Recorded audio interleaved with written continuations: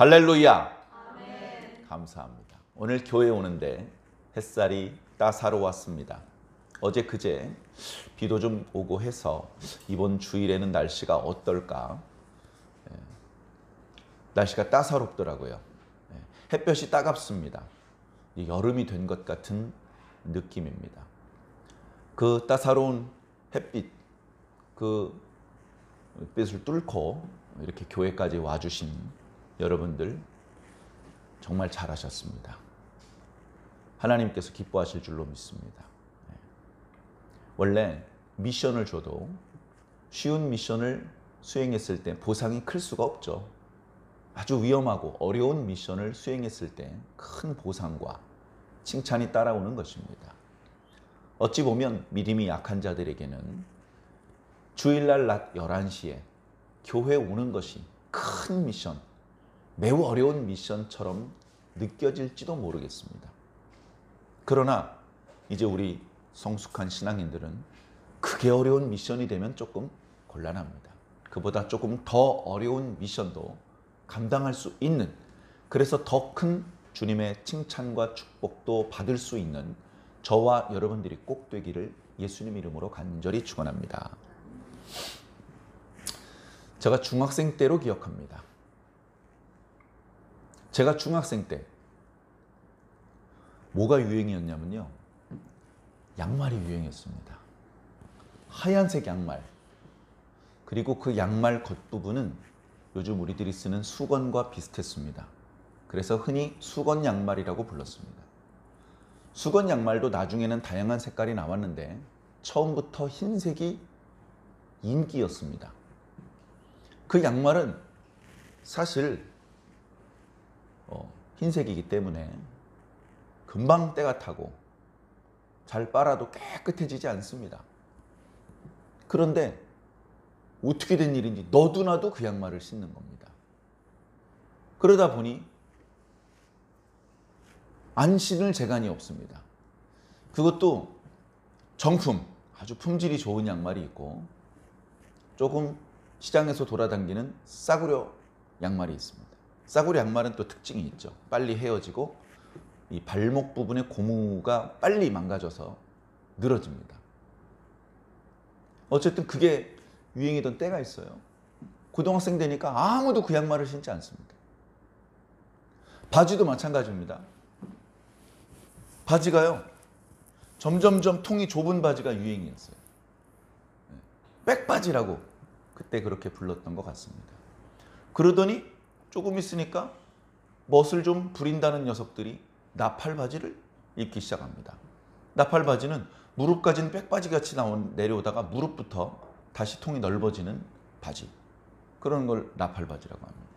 그러더니 조금 있으니까 통바지, 통이 엄청나게 넓은, 그게 허리부터 밑에까지 쭉 내려가는, 너도나도 그걸 입고 다니는 거죠. 너도나도 특정한 누구만 입는, 그래서 그런 것들을 뭐라고 하냐면 유행이라고 합니다. 유행. 제가 오늘 넥타이를 메고 왔습니다만 성인들도 유행이 있습니다. 넥타이 폭이 이거보다 훨씬 넓은 넥타이가 있어요. 그게 또 유행하던 때가 있었습니다. 그러더니 언젠가는 지금 제 넥타이보다 더 이 폭이 좁은 그런 넥타이가 유행하기도 했습니다. 지금 제가 착용한 것은 중간쯤 되는 것이죠. 이 밑에가 짤뚱하게 네모나게 이게 끝나는 그런 넥타이도 있습니다. 그건 이제 유행까지는 아니에요. 아주 그 멋을 부리는 사람들은 희귀 아이템. 요즘은 뭐가 유행입니까? 요즘은 특정한 어떤 하나가 완전히 세상을 휩쓰는 그런 유행은 잘 없는 것 같습니다. 옛날엔 노래도요, 조아묵의 가수, 돌아와요 부산항에, 초등학생부터 할아버지까지 다 그 노래 불렀습니다. 지금은 그런 정도의 유행하는 노래는 없는 것 같아요. 젊은 사람들이 좋아하는 노래, 나이 드신 분이 좋아하는 노래가 분명히 다르고, 그래서 나이 드신 분은 젊은 사람 노래가 어떤 게 유행하는지도 모르고 잘 따라 부르지도 못하고, 그 반대도 마찬가지입니다. 요즘은 어떤 게 유행인지 때로는 궁금합니다. 어떤 게 지금 현재 유행인지 또는 앞으로 어떤 것이 유행할 것인지 알 수 있으면 어쩌면 큰 돈을 벌 수 있을 겁니다. 어쩌면 사람들에게 큰 인기를 얻을 수 있을 겁니다. 유행할 물건을 미리 잘 개발을 해서 팔면 날개도 친 듯이 팔릴 겁니다. 그럼 큰 돈을 벌 수 있겠죠. 그리고 사람들에게 큰 인기를 얻어서 방송 출연도 많이 할 수 있고 또는 정치인이 될 수도 있을 겁니다. 여러분, 여러분들의 시대에는 무엇이 유행입니까? 요즘은 그렇게 유행하는 것이 무엇인지 찾아보기 좀 어렵습니다. 그게 제가 생각을 해봤어요. 왜 이럴까? 흔히 하는 말로 포스트 모던 시대라서 그런가? 절대적인 무언가를 인정하지 않으려고 하고 어떤 각자의 다양한 의견들을 모두 존중해야 된다. 그런 생각을 가지고 있는 그런 시대라서 그런가? 그런 생각을 해보았습니다.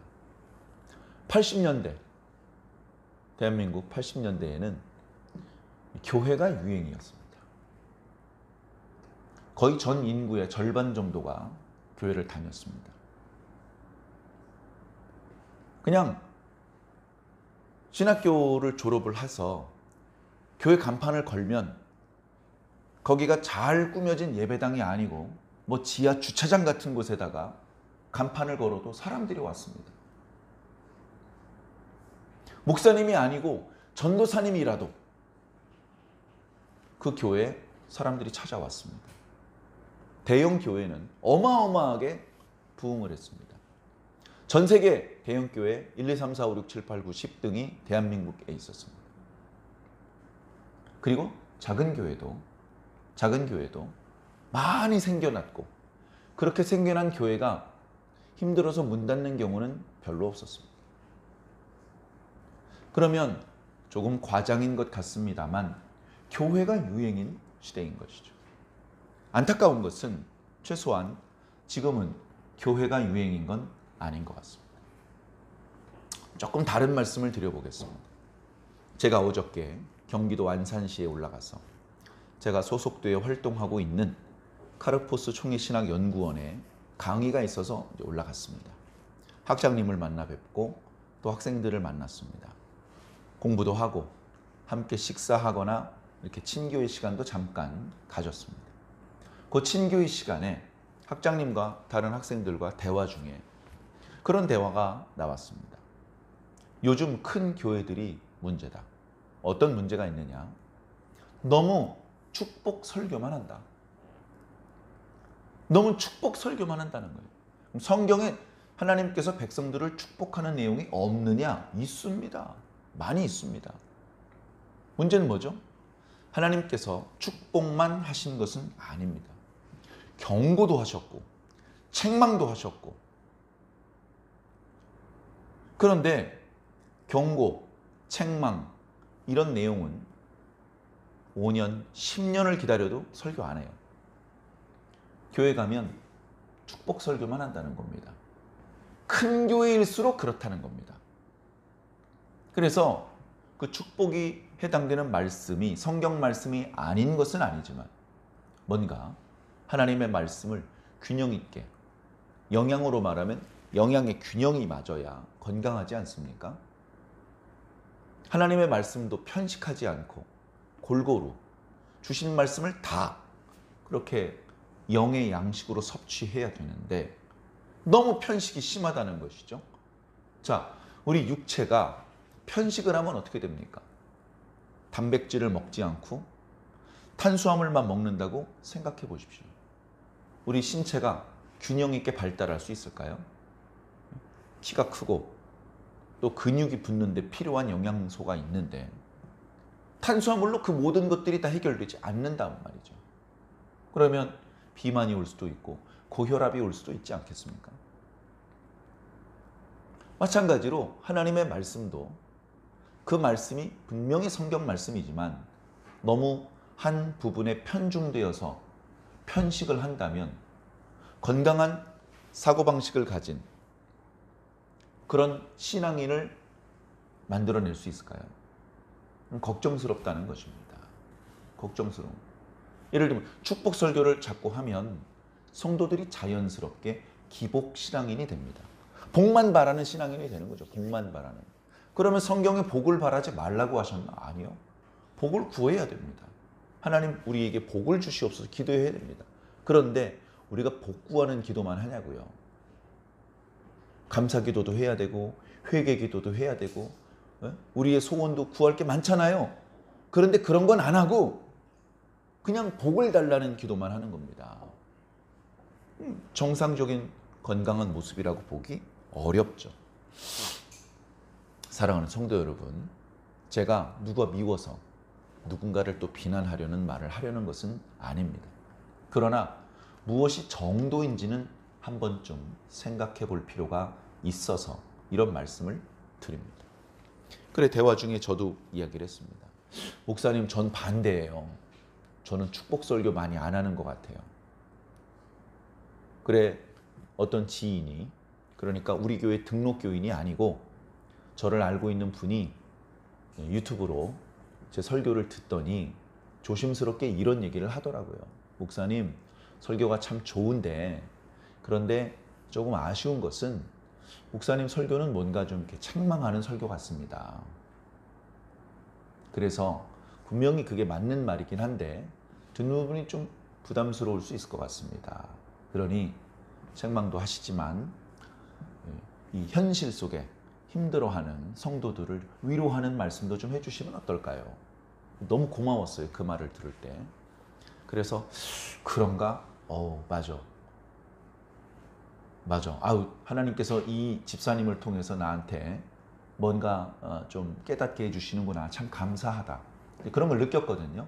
그래서 이제 그런 경험을 그 학장님 앞에서 이제 얘기를 했습니다. 근데 학장님이 사실은 자기도 그렇다는 거예요. 사실은 자기도 강단에서 축복 이렇게 할 수가 없더라는 겁니다.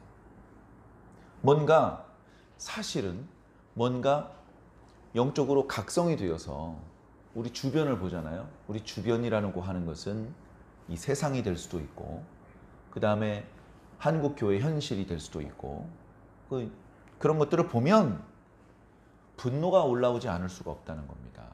걱정스럽고 분노가 올라오고 답답하고 그러다 보니 괜찮아 이렇게 말할 수가 없다는 겁니다. 그래서 당신도 때로는 조금은 책망하는 듯한 설교를 한다는 것이죠. 근데 이제 결론은 뭐냐면요.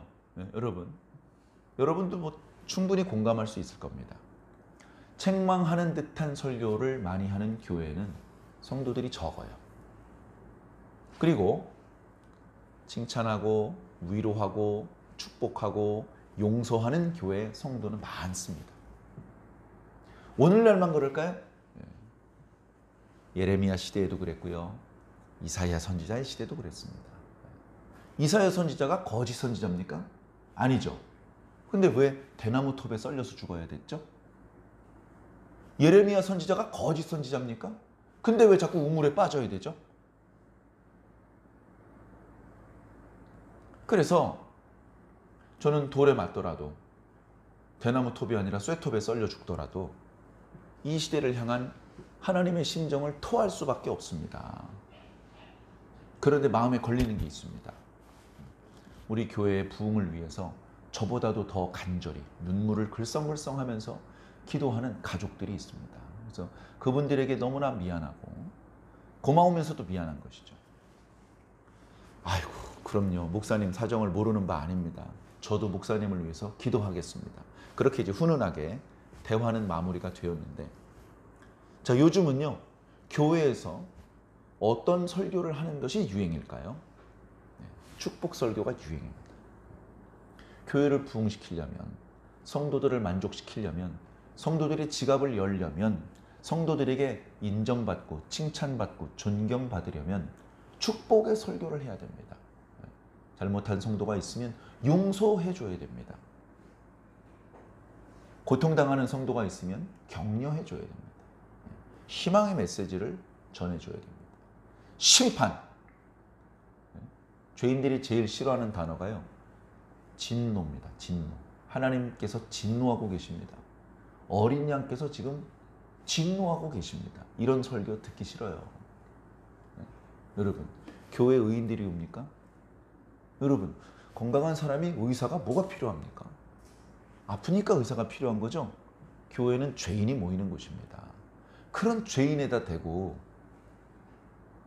하나님께서 진노하셨어요. 지금 정신 바짝 안 차리면 확 그냥 이런 설교를 하면 성도들이 부담스럽죠. 불편하죠. 웃으면서 아멘 맞습니다. 이럴 수가 없는 겁니다. 하나님께서 화가 잔뜩 나셨습니다. 아멘. 하나님께서 곧 불벼락을 던지실 겁니다. 할렐루야. 이럴 수는 없는 것이죠.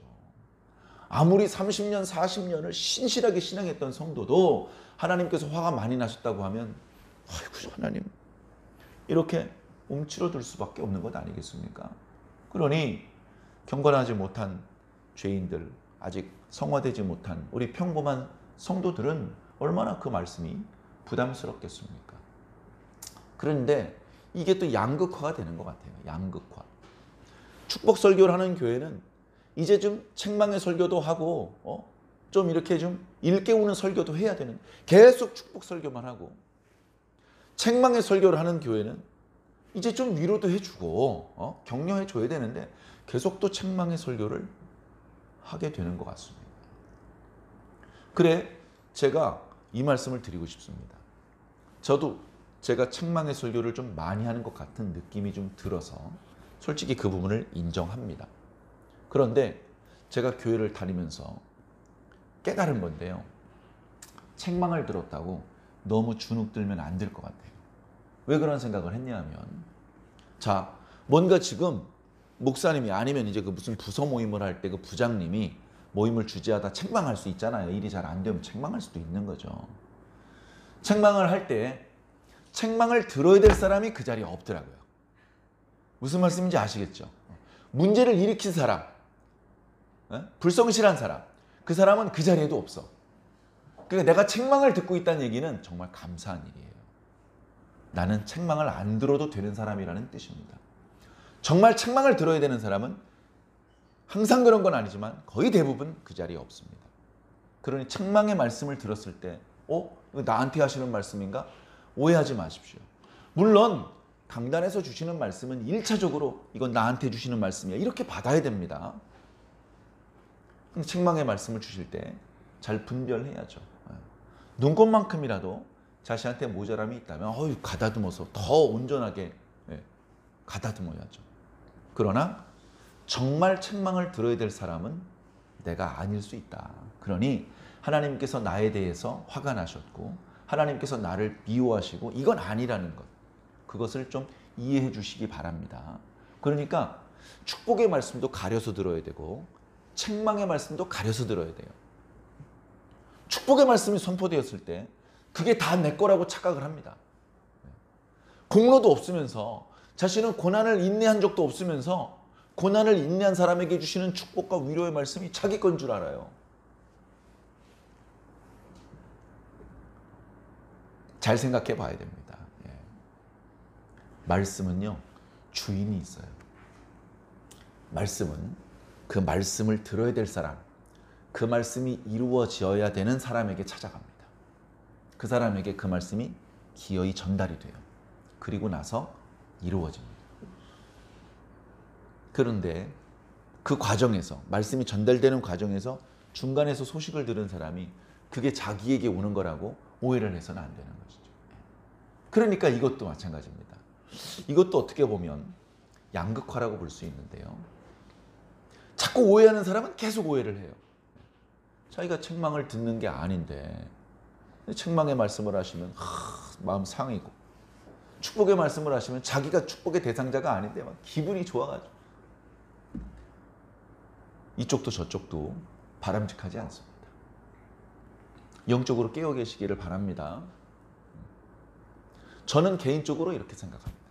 개인적으로 이제 끝이 다가왔기 때문에 지금은 좀 일깨우는 설교가 필요한 시대가 아닌가. 그래서 일깨우는 메시지가 유행이 됐으면 좋겠다. 그런 생각을 해봅니다. 아이들을 아침에 깨웁니다. 아이들이 깨우지 않는데 스스로 일어나는 아이는요, 대륙에 한 명 정도 있습니다. 거의 대부분 아침에 못 일어납니다. 자, 그러면 어떡합니까? 부모가 깨워야죠. 어떻게 깨웁니까? 어이구, 우리 길동이 일어나. 아이고, 많이 피곤했구나. 일어나. 알았어. 그러면 엄마는 또 바쁘니까 다른 볼일 봅니다.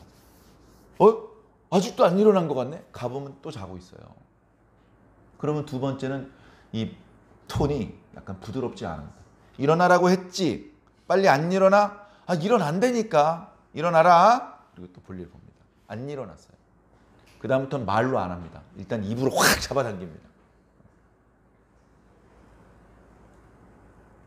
그래도 안 일어나면 어떡하죠? 이제 엉덩이를 때리기도 하고, 여보, 당신이 좀 와봐요. 더 아이들이 무서워하는 존재를 끌어당깁니다. 그럼 어떻게 돼요? 야! 일어나! 뭐 이런 소리도 나오는 거죠. 자, 무슨 말씀인지 아시겠죠? 끝으로 갈수록 점점 이렇게 자상하게 위로하고 격려하고 기다려줄 여유가 없어집니다. 그렇게 자상하게 경고하고 그러지 마, 이렇게 타이르는 때가 있어요.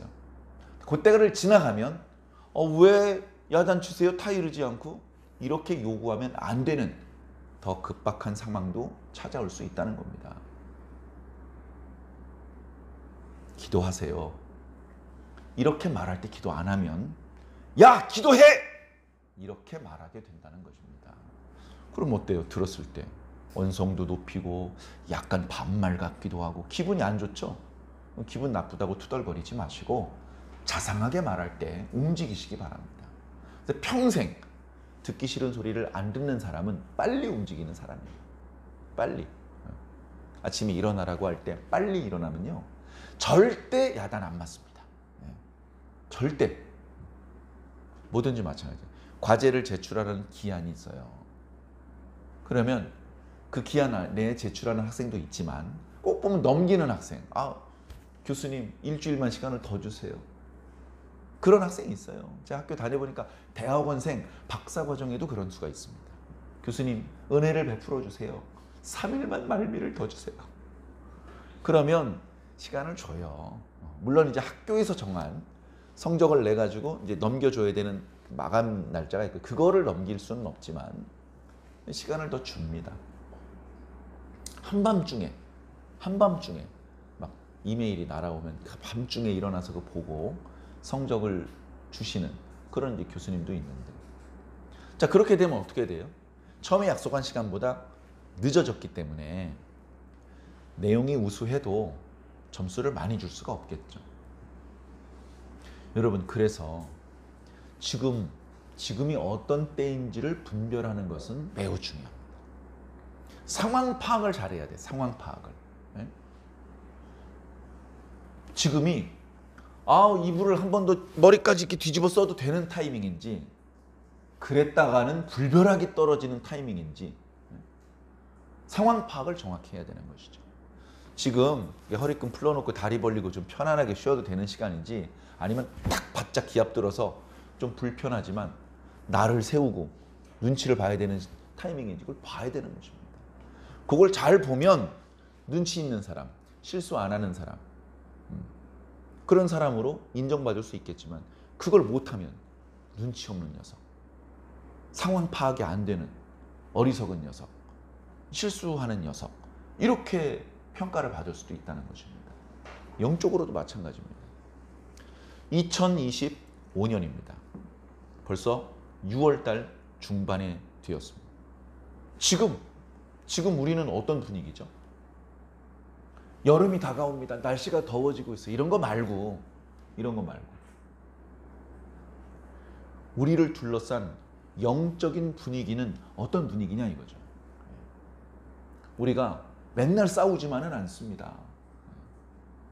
맨날 노는 것도 안 돼요. 싸울 때가 있습니다. 어려운 시기가 있죠. 그런가 하면 잠깐 쉬는 시간도 있습니다. 하나님께서 기쁨을 주시고 위로를 주시는 때도 있습니다. 그랬다가 또 준비해야 될 때가 있고 또 싸움을 해야 될 때가 있습니다. 우리의 싸움은 혈과 육의 싸움이 아니라고 말씀하셨죠. 영적인 싸움이에요. 내 마음의 싸움이고 생각의 싸움이고 정신의 싸움이고 그리고 그것이 우리의 말과 행동으로 드러나는 싸움입니다. 내가 의로운 말을 하고 의로운 행동을 했다면 이긴 것이고 의롭지 못한 생각과 말과 행동을 한다면 진 것입니다. 지는 것이 습관이 되는 사람은 천국에 못 가겠죠. 천국에 못 가겠죠. 이기는 것이 습관이 되어야 됩니다. 그런데 이겨본 사람은 압니다. 내 힘으로는 이길 수 없는 거야. 주님께서 도와주셔서 이긴 거야. 이겨본 사람은 다 똑같이 얘기를 합니다. 내가 한 게 아닙니다. 주님께서 하셨습니다. 이기는 게 습관이 되는 사람은 기도하는 게 습관인 사람이고 주님을 찾는 게 습관인 사람입니다.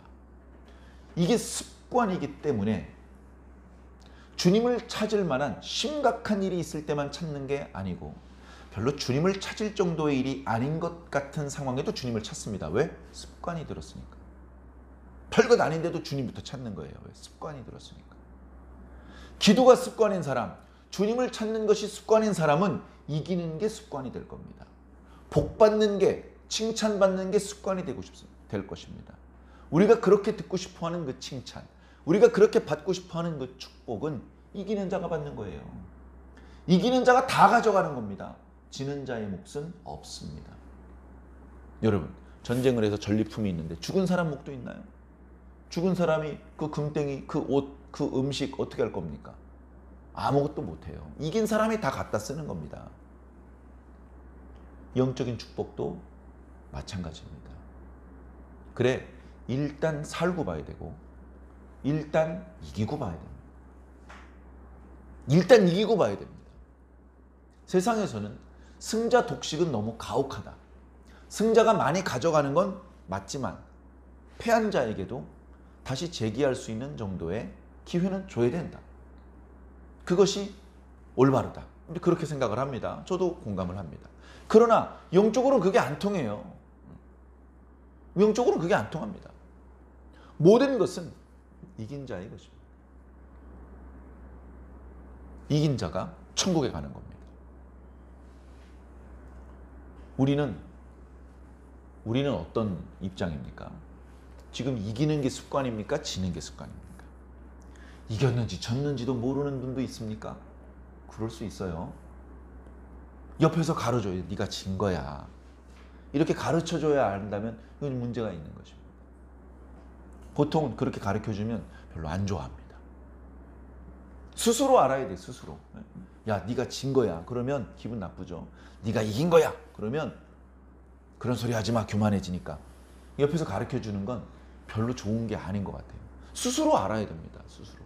근데 졌는데 이겼다고 생각하는 건 또 문제죠. 이겼는데 졌다고 생각하는 건 괜찮아요. 그건 오히려 약이 될 수 있습니다. 그런 말씀 드렸잖아요. 예수님께서 2달란트를 주셨어요. 충성을 다해야죠. 충성을 다해서 3달란트를 만들었어요. 그런데 이 사람이 엉엉 웁니다. 주님 죄송합니다. 5달란트 주셨는데 2개 잃어버리고 3개 남았습니다. 주님께서 싫어하지 않으셔요.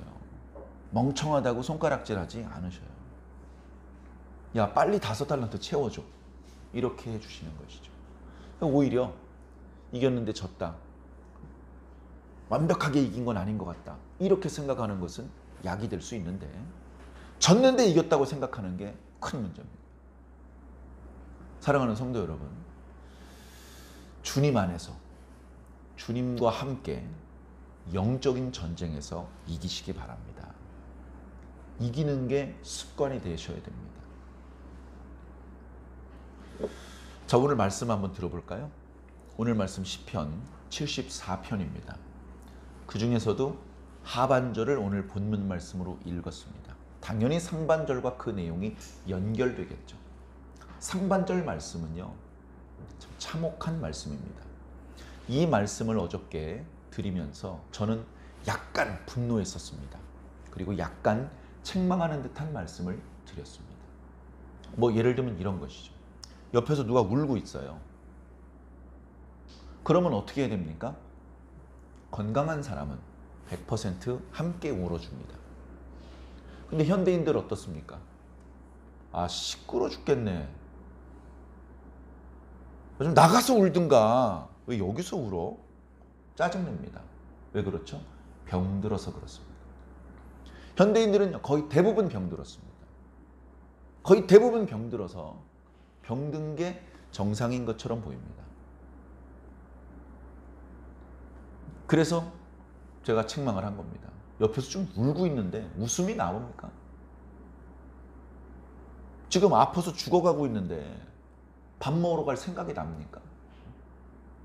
교통사고가 나서 누가 다쳤으면 그걸 목격한 모든 사람이 하던 일을 멈추고 달려가서 그 사람 일단 살리고 봐야 되잖아요. 그게 정상적인 사람입니다. 좋은 사람도 아니고 그게 그냥 평균이라고요. 그런데 아무도 신경 쓰지 않습니다. 아씨, 길 막히게 저 위에 누워 있어. 인도에 가서 눕든가. 이런 말이 막 쉽게 나오는 거예요. 우리 그리스도인들 중에서도 그런 말을 하는 사람이 있을까 두렵습니다. 각자 자신은 어떤가 돌아보시기 바랍니다. 오늘 시편 74편은요. 울면서 하나님 앞에 기도하는 그런 내용입니다. 1절에 뭐라고 말씀하고 있죠? 하나님이요? 네. 그러니까 이 사람은요. 기도가 습관인 사람이에요. 뭐 뻑하면 하나님부터 찾는 사람이죠. 그런 신실한 사람이 뭐라고 기도하냐 하면 주께서 어찌하여 우리를 영원히 버리셨나이까. 잠깐 버린 게 아니고 영원히 버렸다는 거예요. 하나님께서 나를 영원히 버렸다고 느끼고 있는 거예요. 왜 이렇게 느끼죠? 성전이 파괴됐어. 성전이 파괴된 걸 내가 지금 눈으로 목격을 한 거예요. 이건 그냥 오래된 건물이 구조적으로 부실해서 허물어진 게 아니고 하나님께서 우리 유다 백성들을 버리셨기 때문에 내가 너희를 버렸다라는 것을 가시적으로 보여주기 위해서 성전이 무너지게 하신 것입니다. 그렇게 느끼는 겁니다. 그 성전이 무너졌어요. 그런데 그걸 보면서 아, 하나님께서 우리를 버리셨구나. 우리를 아주 영원히 버리셨구나. 얼마나 피눈물을 쏟으면서 기도하겠습니까? 여러분, 성전이 왜 넘어졌겠습니까? 정말로 구조적으로 부실해서 넘어졌나요? 아니에요. 바벨론 사람들이 일부러 무너뜨린 거예요. 그 바벨론 사람들은 왜 일부러 무너뜨렸습니까? 결국은 유다 백성들이 율법을 지키지 않고 하나님을 배반하고 우상 숭배를 하고 불의하며 부조리하게 살았기 때문에 하나님께서 바벨론 군대를 당신의 몽둥이로 사용하셔서 유다 백성들을 때리신 겁니다. 그러니까 원인은 불의한 유다 사람들에게 있는 거예요. 그죠? 그 불의한 유다 사람들 때문에 하나님께서는 예루살렘 성전이 파괴되게 하신 겁니다. 하나님께서 유다 백성을 버린 원인은 오늘 시편 74편을 기록한 이 시인, 기도가 습관이 되어 있는 이 의인 때문이 아닙니다. 악인들, 우상 숭배하는 사람들, 하나님을 진노하게 만들었던 사람들 때문입니다. 그런 사람들은요, 하나님 찾지도 않아요. 하나님께서 버린 사람들은 어쩌면 모든 유다 사람들이 아니고 그들 중에서 의롭지 못한 그들일 겁니다. 그리고 이렇게 기도가 습관이 되어 있는 사람은 하나님께서 공의의 심판을 베푸시면서도 무척 안타깝게 생각하실 겁니다. 그러니까 심판의 대상이 아닌 사람들이 기도하는 거예요. 어찌하여 우리를 심판하십니까? 울면서 기도하고 있습니다. 너무 많이 울어서 눈물이 더 나오지 않는 탈진 상태가 되기까지 한 상태가 되도록 기도하고 있습니다. 그렇게 저쪽에서 기도하고 있는데 옆에서 팔짱 끼고 뭐 하는 게 지금 이런 태도를 보이면 되겠습니까? 그 사람이 자기를 위해서 기도하는 줄도 모르고 고마운 줄도 모르고 아 시끄러우니까 좀 조용히 기도해 라고 말해서 되겠냐고요. 안 되겠죠. 현실은 그렇게 부조리한 상태라는 것입니다. 그것은 시편 74편의 시대나 오늘 우리들의 시대나 크게 다르지 않은 것 같습니다. 자, 그래서 무척 큰 슬픔과 그런 어떤 답답함을 가지고 기도가 시작되었는데 오늘 말씀에는 분위기가 바뀝니다. 예루살렘 성전은 무너졌지만 자, 오늘 말씀 첫 구절인 12절은 뭐라고 말씀하고 있죠? 여호와 하나님께서는 예전부터 지금까지 그리고 앞으로도 영원히 저의 왕이십니다. 하나님과 나 사이에 특별한 관계를 말씀하고 있습니다. 왜 특별하죠? 야, 넌 뭔데 그렇게 하나님이랑 특별하냐? 특별해. 이유가 있어, 이유가. 과거에 하나님과 나와 사이에 추억이 있어. 어떤 추억? 다른 사람은 없는 추억이 있는 것이죠.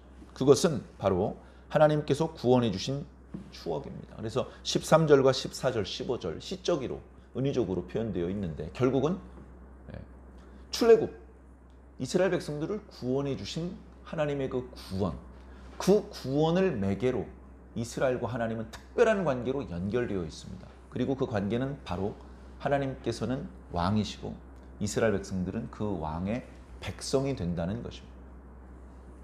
그 하나님께서는 얼마나 막강하신 분인지 16절과 17절을 보면 천지를 창조하신 분입니다. 천지를 창조하신 분. 예전에는요. 천지를 하나님이 얼마나 크고 강한지 설명을 하려면 천지를 창조했다는 말을 할 수밖에 없었어요. 하늘과 땅을 만드셨고 태양을 만드셔서 현대적으로는 이렇게 표현해 볼 수 있을 것 같습니다. 물질과 시간과 공간을 창조하신 분이라.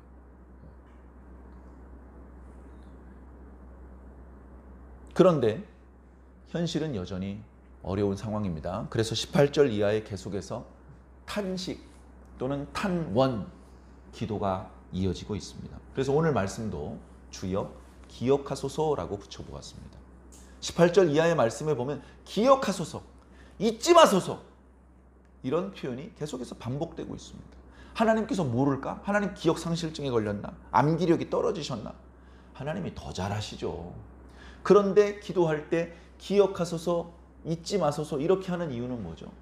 하나님 모른 척하고 움직이지 않고 가만히 계시면 잊어버린 것 같잖아요. 그러니까 빨리 움직여달라고 말씀하시는 거예요. 하나님 빨리 움직여 주시옵소서. 저 악인들의 입을 빨리 막아주시고 저 사람들의 저 패역한 행동 저걸 빨리 멈추어 주십시오. 그 과정에서 고통당하는 당신의 백성의 고난도 이제 끝나게 해 주십시오. 오늘 말씀을 보면 이런 표현도 있어요. 하나님 그 과정에서 하나님도 원통하시죠? 예, 하나님도 많이 원통하실 거예요. 22절입니다. 하나님이여 일어나사 주의 원통함을 푸시옵소서. 하나님도 하나님 원통함 푸셔야 되잖아요. 하나님도 원통함을 푸시고 하나님의 백성들의 눈물도 좀 닦아주시고 저 악인들을 좀 짓밟아 주셔서 다시 좀 평화롭게 하시고 다시 우리 하나님의 백성이 하나님을 섬기고 하나님께 감사하고 찬송하는 평화의 시대가 회복되게 해 주시옵소서. 이런 기도를 드리고 있는 것입니다. 저도 그런 기도를 드립니다. 1차적으로는 우리 나라가 좀 안정되었으면 좋겠습니다. 단순히 먹고 살 만한 경제적으로 부유한 그런 상태가 되길 바라는 것이 아닙니다. 국민들이 정서적으로 성숙하고 지혜롭고 그리고 무엇보다 좀 착해졌으면 좋겠습니다. 그 과정에서 당연히 교회가 중요한 역할을 해야 될 것입니다. 그렇게 되길 바라는데 쉽지 않을 것 같습니다. 그리고 이런 진정한 의미에서의 평화, 진정한 의미에서의 풍요, 번영은 어쩌면 현실 세계에서는 영원히 실현 불가능해 보입니다. 사람들은 인격적으로 점점 더 고장나고 병이 들어가고 있고 우리 주변의 환경도 이제 한계가 느껴지는 그런 모습을 많이 보여주고 있고 그런 과정에서 해피한, 행복한 인구는 많아지고 자원은 줄어드는데 행복한 일은 잘 안 생길 것 같습니다. 그렇다면 진정한 행복은 어쩌면 새롭게 임하시는 하나님의 나라에서만 가능할 것 같은데 사랑하는 성도 여러분 지혜롭게 잘 분별하시기 바랍니다. 아무리 생각해도 하나님 나라 같은 건 없을 것 같고 그냥 어떻게든 이 땅에 있는 동안에 여기서 어떻게 좀 승부를 봐야 될 것 같고, 그렇게 느껴지시는 분은 그렇게 해야죠. 현실에서 최선을 다하면서도 한쪽에서는 하나님 나라 들어가기를 예비하는 것이 저는 지혜로운 모습이 아닐까 생각을 해봅니다. 그래서 여쭤보고 싶습니다. 여러분, 하나님 나라 들어갈 준비 잘 하고 계십니까? 뭐 준비해야 되죠? 미국에 가려면요, 비행기 표도 사야 되고요, 여권도 미리 준비해야 되고요, 영어도 공부를 좀 해놔야 될 겁니다. 여행 경비도 마련해야 될 겁니다. 하나님 나라 가려면 뭐가 필요할까요? 하나님 나라, 그냥 가고 싶은 마음만 있으면 될까요? 뭐가 필요한지도 한번 생각해 보시고, 잘 모르겠으면 내가 생각하고 상상하는 것으로 충분하지 않으면 성경도 읽어보시고, 그걸로도 얼른 와닿지 않으면 주의 종들에게 물어보시기 바랍니다. 그래서 하나님 나라에 합당한 준비를 해 나가야죠. 여자가 시집 가려면 뭘 준비해야 됩니까? 단장도 해야 될 겁니다. 그리고 성경에 보니까 등과 함께 기름도 준비해야 된다고 합니다. 주인이 돌아오신답니다. 멀리 타국으로 가셨는 줄 알았는데 곧 돌아오신대요. 그럼 종들은 뭘 준비해야 되겠습니까? 눈곱이 자글자글한 눈을 준비할까요? 사랑하는 성도 여러분, 하나님께서 아직 기회를 주고 계십니다. 기회가 있을 때 최선을 다하시기 바랍니다. 시간이 그렇게 많지 않기 때문에 강단에서 조금 거친 표현으로 말씀하시더라도 너무 불편하게 생각하지 마시고, 이것도 사랑이구나, 나를 빨리 깨우시려는, 그래서 어떻게든 데려가시려는 하나님의 자비의 한 모습이구나, 그렇게 이해를 해주시기를 바랍니다. 날씨는 맑고 이제 선거도 지나서 나라도 좀 안정되어 가고 있는 그런 분위기입니다만, 영적으로 과연 우리가 안심할 수 있는 상황인가, 엄밀하게 진단을 내리시고 방심하지 말고 깨어서 준비해야 될 것을 준비하시기 바랍니다. 종종 말씀드리지만 일할 수 있을 때 일해야 됩니다. 성경을 읽을 수 있을 때 읽어놔야 되고, 기도할 수 있을 때 기도를 해놔야 됩니다. 나중으로 미루면 기도하고 싶은데 기도할 수 없고, 성경을 읽고 싶은데 그럴 여유가 없게 되는 상황도 만날 수 있습니다. 목사로서 예배를 준비할 때 그날 본문 말씀을 여러 번 읽으면 저절로 예배가 준비되는 게 아닙니다. 어쩌면 예배는 그날 설교하기 직전까지 살아온 저의 인생 전체가 설교 준비입니다. 하나님께서 계속해서 준비시켜 놓는 것이죠. 언제 지금 이 경험이, 지금 이 배움이 예배 시간 때 설교로 나올지, 하나님의 종으로 활동할 때 힘이 될지 모릅니다. 어떻게 될지 모르니까 평소에 게으르지 않게 나름대로 열심히 부지런히 노력하고 배우고 분발하고, 그 과정에서 당연히 성경 읽고 기도하는 생활 하고 있는 것입니다. 그렇게 할 때에 하나님께서 필요한 순간에 당신의 도구로 사용해 주시는 것이죠. 제가 어리석게 막 소리 고래고래 지르고 목이 쉬고 성대 결절이 오면 하나님께서 저를 메신저로 쓰고 싶으셔도 못 쓰실 거 아닙니까? 그죠? 상황이 변해서 제가 예를 들면 미국 사람에게 복음을 전해야 되는 상황이 되었는, 제가 미리 영어를 공부해 놓지 않았다면 그걸 할 수가 없잖아요. 그러니까 언제 어떤 모양으로 쓰실지 모르니까 공부할 수 있는 기회가 생기면 열심히 공부를 해 두어야 되는 것입니다. 제가 이번에 평택대학교 공부하는 문제도 마찬가지입니다. 사실 안 하고 싶습니다. 공부하는 게 재미있기는 하지만 상당히 부담스럽습니다. 꽤 멀리 떨어져 있는 학교를 왔다 갔다 해야 되고, 학비도 상당히 부담스럽고, 그리고 공부라는 과정에서 많은 책을 읽어야 되고 과제물을 작성해, 상당히 부담스럽습니다. 그냥 편하게 듣기만 하면 되는 게 아니거든요. 그런데 그럼에도 불구하고 생각을 해보면 하나님께서 공부할 수 있는 기회를 주신 거예요. 언제 또 이 기회가 올지 알 수 없습니다. 공부할 수 있을 때 공부해야 되는 거예요. 공부할 수 있을 때 조금이라도 더 공부를 해야 되는 겁니다.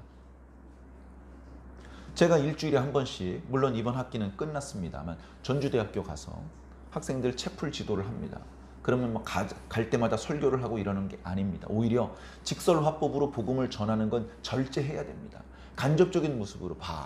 예수님 믿으니까 이렇게 행복하게 살 수 있어. 이런 걸 보여주면서 너희들도 주님께서 천국 갈 수 있는 기회를 주실 거야. 공평하게 모두 기회를 주실 거야. 그 기회를 잡으면 너희들도 천국 갈 수 있어. 아직까지 교회 한 번도 안 갔지만 괜찮아.